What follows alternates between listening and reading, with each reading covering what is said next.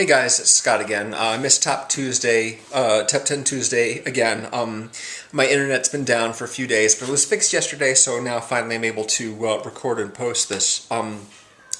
Last week the theme was 10 favorite steelbooks, and I only own one, and that's RoboCop, which is awesome. But yeah, I didn't really feel qualified to make a list. However, this week it's war movies, and I know a few people put up their videos. I've watched James, and I'm planning on watching Shannon's very soon.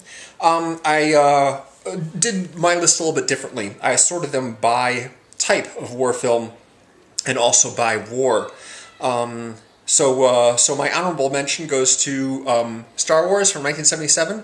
Yes, it's not a real war. It's a fictional universe, a fictional band of creatures and what have you, but still a war movie. And it's a classic, and it's lots of fun, and I love this movie and these characters to death when I was a kid. So I thought I ought to give it a mention. It is a war film with a big battle where the rebels storm the stronghold of the oppressive regime and blow it sky high. As I understand it, not only is this based on some classic literature by Joseph Campbell, but it's also an adaptation of the Akira Kurosawa film, The Hidden Fortress, which I've never seen, unfortunately, but basic same storyline, only set in space. So the rest of my list is going to be, as I said, divided a little bit differently, not a scale from 10 to 1, 1 being the best, but just sort of sorting it by type. The first two movies I'd like to mention are movies that aren't strictly speaking war films in that they're not set on the battlefield or amongst military commanders and soldiers, but are directly related to a war that is happening during that time. The first of these is Schindler's List by Steven Spielberg, which won him the Best Director and Best Picture Oscar in 1993. It's the story of a German industrialist played by Liam Neeson who utilizes the slave labor of the Jewish people who have been herded in all these camps, work camps by the Germans, to help him produce pots and pans for the German military. And he's basically just, making money this way. But eventually he does come around to, feeling for them and does whatever he can to protect them. Even though there's only a small number of Jews that are being protected by working in this factory, he's doing everything he can to keep him safe by keeping them working under his supervision. Fantastic picture, definitely one of Spielberg's best films. Yeah, and the other one is Zero Dark 30 by Kathryn Bigelow, which was nominated for Best Picture, but lost to something in 2012, I think. So yeah, this is all about, of course, the CIA analyst, played by Jessica Chastain, who was trying to piece together whatever evidence she could and figure out where Osama bin Laden was, and then when she reached her best conclusion, she gave that information to her superiors, and they sent SEAL Team 6 in, stormed his compound, and took him out. Yeah, it's quite a good picture. The character Jessica Chastain plays is a real person, although they don't use her real name, and they didn't cast Jessica Chastain because she looks like this person. They cast her because she looks completely different, and also because, of course, she's a very good actress. She was nominated for Best Actress that year. I think Kathryn Bigelow was also nominated for Best Director again. She didn't win, unfortunately, the way she did for The Hurt Locker, and I consider this to be a better film.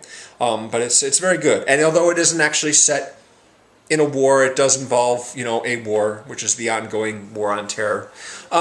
So now I'd like to go sort of sort them by war itself.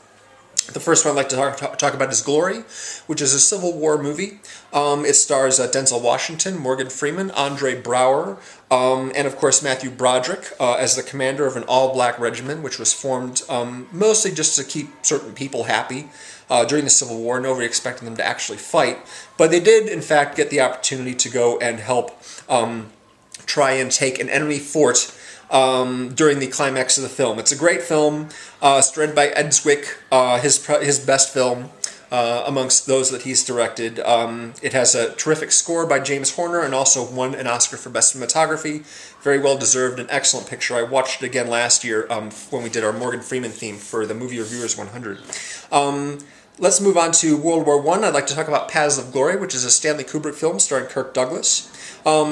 This is actually not an American story, it's a French story set in the French army. And there's a squadron, a platoon that's supposed to take an enemy encampment and advance on an enemy's position, but they're unable to because the bombardment is so strong, so they retreat. And in order to keep himself looking good, the French general decides to take 3 French soldiers and try them for cowardice, which is completely trumped up, and it's all just to make him look good, and the trial's a total sham. Kirk Douglas is appointed to defend the 3 soldiers, and he protests all kinds of things. It's one of those nice, outrageous, outrageous miscarriages of justice movies that really gets the blood pumping. One of my favorite Kubrick films. I admire him greatly. I don't love all of his movies, but this is definitely one of the ones that I do. It's a terrific movie. Let's move on to World War II. 2 movies that I wanted to mention. One, The Thin Red Line by Terrence Malick, which came out in 1998. It's about the campaign to take Guadalcanal, I believe. It's a Japanese island, correct? I might have some of that information wrong, but it's, they're in Japan. They're trying to take enemy... the Americans are trying to take enemy positions in Japan. There's a large ensemble cast headed up by Jim Caviezel. Also, you've got Nick Nolte, John Cusack. Who's the guy from The Truth About Cats and Dogs? Ben Chaplin, right. He's in it, as well as little star cameos from guys like George Clooney and John Travolta and what have you. Alaska Tejas is in it. And, of course, Adrian Brody is also featured very prominently, except all of his dialogue, except for one line, was cut from the movie. He thought he was playing one of the major characters. He just turned out to be basically an extra, after most of his footage was cut. It's a long movie. It's almost 3 hours long, but it's excellent. Definitely my favorite Terrence Malick film. The other movie I want to mention is A Midnight Clear, which is stars Ethan Hawke and Peter Berg and Ari Gross and Gary Sinise. A few people like that. A good ensemble cast. It's a platoon of soldiers that basically are... I think they're in France, and they're basically occupying a mansion which has been abandoned. And they encounter Germans around Christmas time, and they sort of broker sort of a truce by celebrating Christmas with them in sort of a tangential way. Maybe tangential is not the right word. Anyway, it's an excellent movie. It's directed by Keith Gordon, who was an actor and played the lead role in the Stephen King film Christine. I knew when I watched this movie for the first time, within like a half an hour, that I was watching one of the best movies I'd ever seen. It's really, really, really good. Came out in the early 90s. Now, Vietnam. Apocalypse Now by Francis Ford Coppola, Platoon by Oliver Stone, and Full Metal Jacket by Stanley Kubrick are the big Vietnam pictures, and I like them a lot too. Apocalypse Now, not as much as the other 2. It's a little lopsided. There's certainly some impressive stuff going on there. It's definitely worth looking at, and it's just gorgeous movie, just gorgeous. I got to see this in 70mm on an IMAX screen, and it just looked amazing. Platoon, of course, one of Oliver Stone's best movies. It's that picture, that got him all the Oscars and attention right off the bat. And he's sort of been riding on the success of that for a long time. Charlie Sheen's the main character, torn between 2 father figures, both of whom are sergeants in the army that he's serving in, Tom Berenger and Willem Dafoe. Good ensemble cast in that as well. And of course, a great use of the Samuel Barber Adagio for strings, a classical piece of music which you hear at the beginning and end of the movie. One of my favorite classical pieces. Full Metal Jacket, of course, stars Matthew Modine and Vincent D'Onofrio, and of course R. Lee Ermey as the drill sergeant, the infamous drill sergeant, who R. Lee Ermey used to be a drill sergeant. He was actually in Vietnam, so he played the role to good hilt. Definitely one of my favorite Kubrick films, along with Paths of Glory. Terrific movie. And finally, I'd like to mention a Gulf War movie, Three Kings, directed by David O. Russell. Much lighter in tone than most of these other movies, almost comedic. In fact, outright comedic in many senses.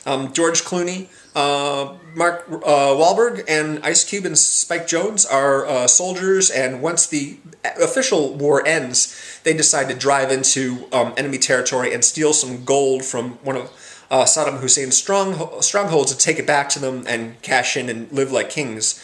The Three Kings of the title, for the rest of their lives. And it's a fun movie, really fun. My favorite David O. Russell movie, and a really good war picture.